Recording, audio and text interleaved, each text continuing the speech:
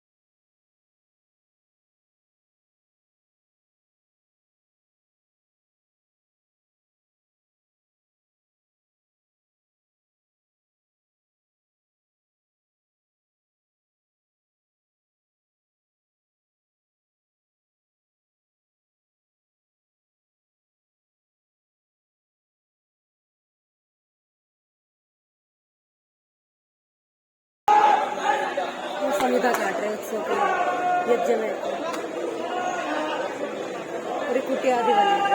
Hallo Freunde, guten Tag. Also seit langem habe ich eigentlich davon geträumt, dass irgendwann ein Gurukul zu besuchen. Ich wollte immer schon eigentlich. Und inzwischen habe ich auch einige Male einige Gurukuls besucht. Und heute bin ich hier. Gestern war ich eigentlich auch in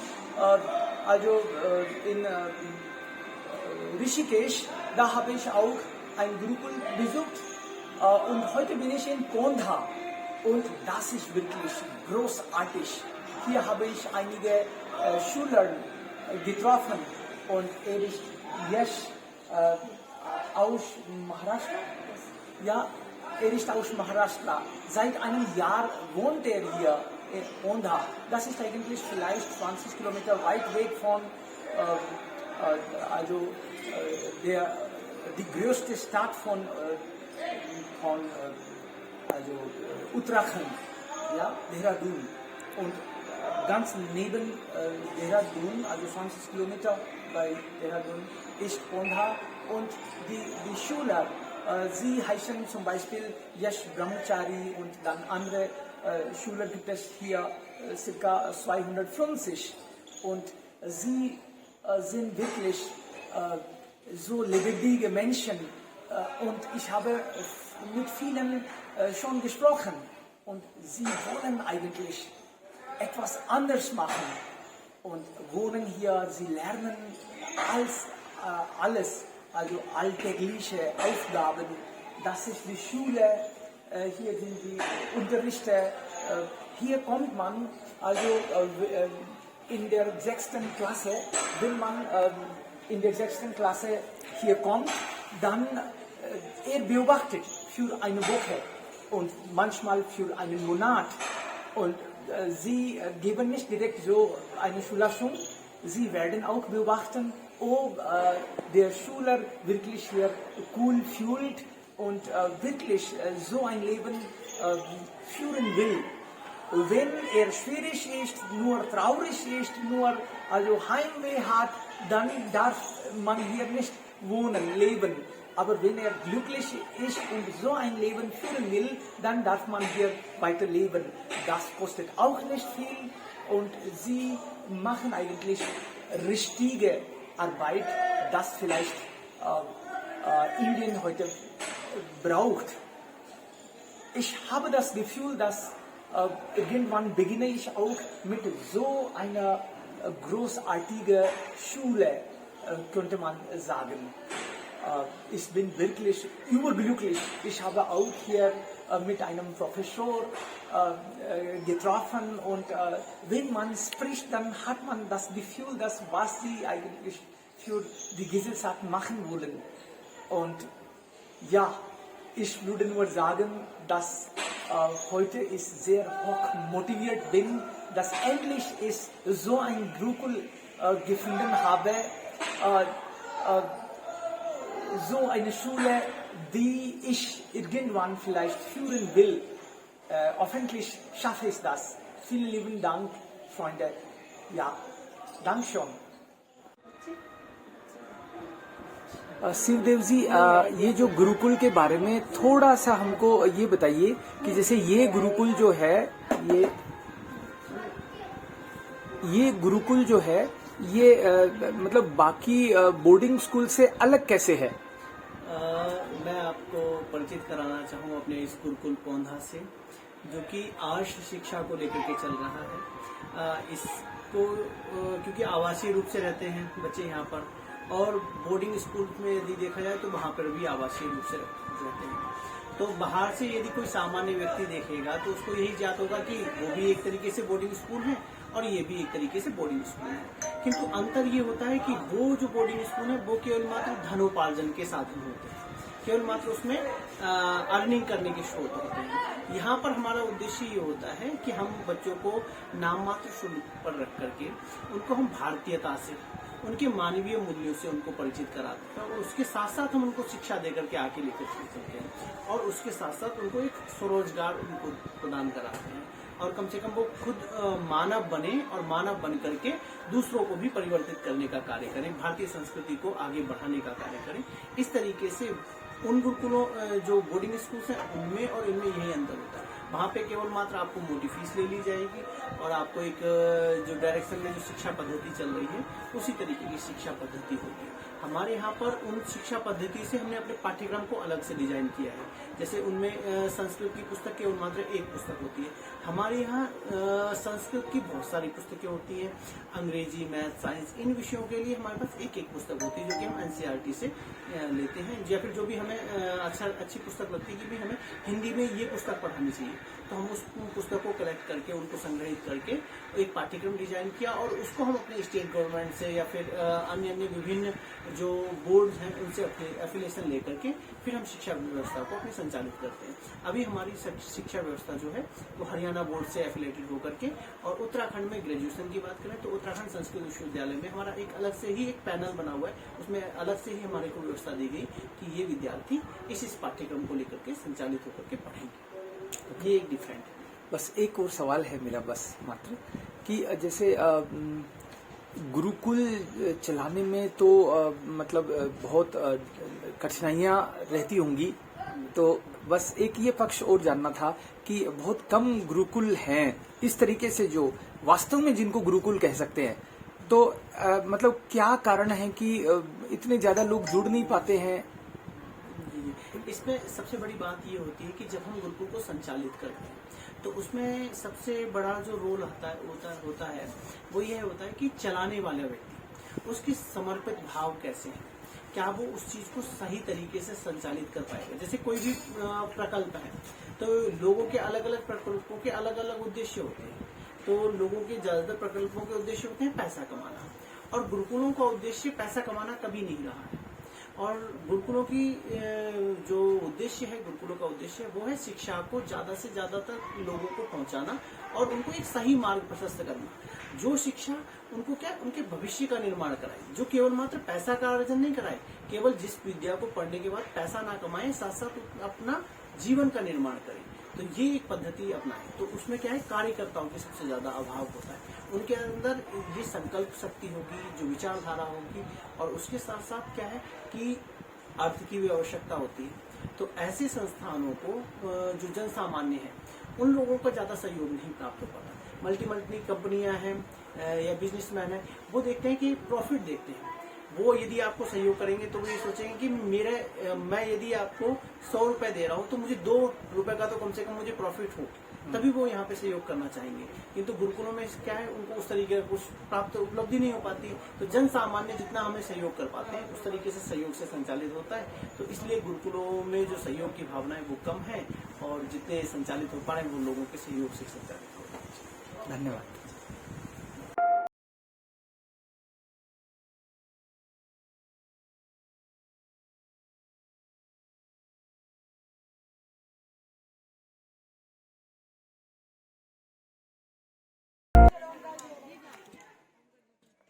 क्या बन रहा है यहाँ पे?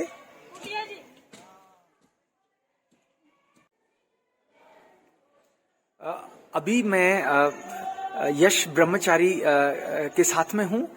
इनसे थोड़ा सा जानते हैं गुरुकुल के बारे में। यश, आप कहाँ से हैं? नमस्ते जी, I am myself Yash Arya. I am belong to Maharashtra and Nagpur district. I am standard in 9th class. मैं आपको कुछ गुरुकुल की कुछ दिनचर्या एवं कुछ बताना चाहता हूँ। गुरुकुल, थोड़ा जोर से बोलिएगा। कुछ गुरुकुल के बारे में कुछ बताना चाहता हूँ। यहाँ की दिनचर्या काफ़ी स्पष्ट एवं सुंदर और विशिष्ट इससे है। यहाँ पर सुबह 4 बजे उठाते हैं, उसके बाद ईश्वर से प्रार्थना आदि कराकर, उसके बाद फिर शौच आदि करके व्यायाम करते हैं। फिर उसके बाद कार्य बटे होते हैं, मतलब फिर कार्य करके हम नहाने जाते हैं। उसके बाद संध्यावन यज्ञ की घंटी लगती है। फिर उसके बाद यज्ञ के बाद थोड़ी देर स्वाध्याय करते हैं हम, अपना अध्ययन, अष्टाध्याय, लिंगानुशासन आदि का पाठ। फिर उसके बाद हम नाश्ता करने जाते हैं। अभी फिर नाश्ते में दलिया आदि बनता है। फिर उसके बाद हम आगे की दिनचर्या करते हैं, मतलब जैसे फिर उसके बाद हमारी कक्षाएं लगती है, विद्यालय आदि। उसमें हम व्याकरण प्रवेशिका, अष्टाध्यायी का पाठ, गणपाठ आदि हम करते हैं। फिर उसके बाद हमारे विद्यालय की 8 घंटियाँ चलती हैं। फिर उसके बाद विद्यालय के बाद हमारी जब घंटी लगती है, फिर 12 साढ़े 12 बजे इसमें हम भोजन के लिए जाते हैं दोपहर। फिर उसमें दाल चावल आदि हम सेवन करते हैं। फिर उसके बाद हम थोड़ा रिलैक्स करते हैं, मतलब आराम करते हैं भोजन के बाद। फिर उसके बाद हमारी फिर लास्ट की ओर व्यायाम वगैरह।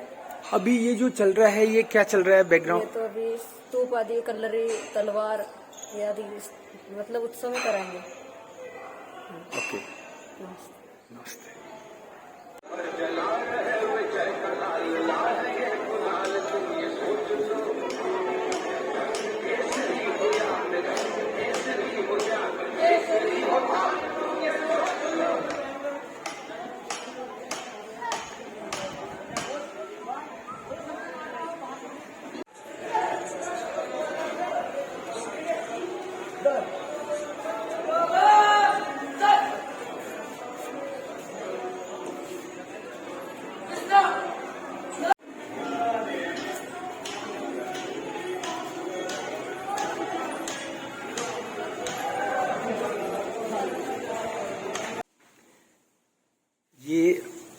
गौशाला है,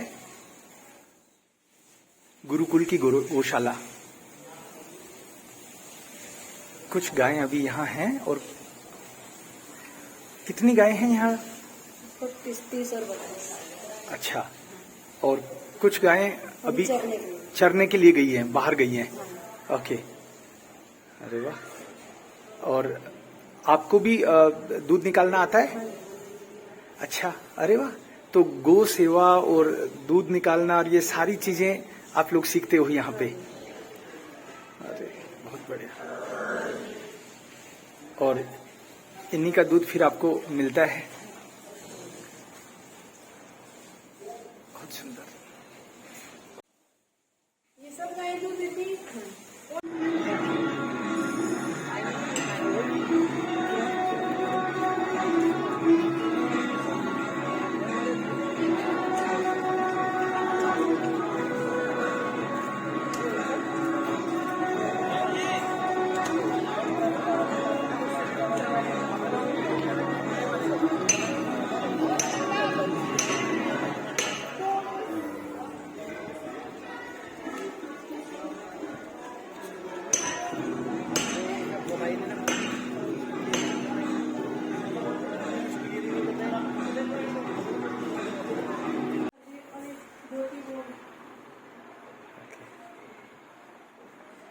तो एक्सपर्ट बन गए हो आप। बहुत सारी चीजें सीखने को मिलती होंगी ना यहाँ पे। क्या नाम है आपका? अनंत। कहाँ से हो? उत्तर प्रदेश से।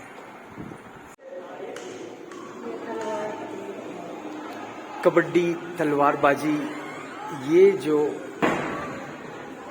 विभिन्न गतिविधियां और खेल, व्यायाम आदि कराने के लिए ये एक हॉल भी है अंदर।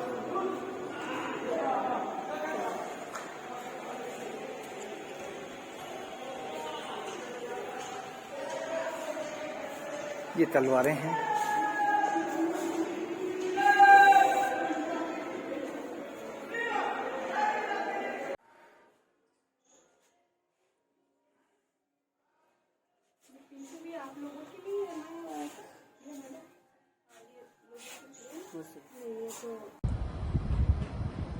तो आपने देखा कि किस तरीके से ये गुरुकुल चल रहा है, हरियाली के बीचों बीच। और वो महान है शिक्षक वास्तव में, और वो माता पिता भी महान हैं जो अपने बच्चों को ऐसे गुरुकुलों में भेज रहे हैं। अब एक बात जो मुझे थोड़ी अखरी वो ये थी कि पोंधा का जो गुरुकुल है, ऐसे ही गुरुकुल और भी हैं। 5-7 गुरुकुल का मुझे पता चला जो बहुत अच्छा काम कर रहे हैं। शायद आपको पता हो सकता है कि मेरी जानकारी कम हो। आप भी जिन अच्छे गुरुकुलों को जानते हैं कृपया बताएं। मेरे को जिन गुरुकुलों का वास्तव में पता चला है वो है गुरुकुल प्रभात आश्रम, जो बहुत अच्छा काम कर रहे हैं। गुरुकुल आबू पर्वत, वो राजस्थान में ही है।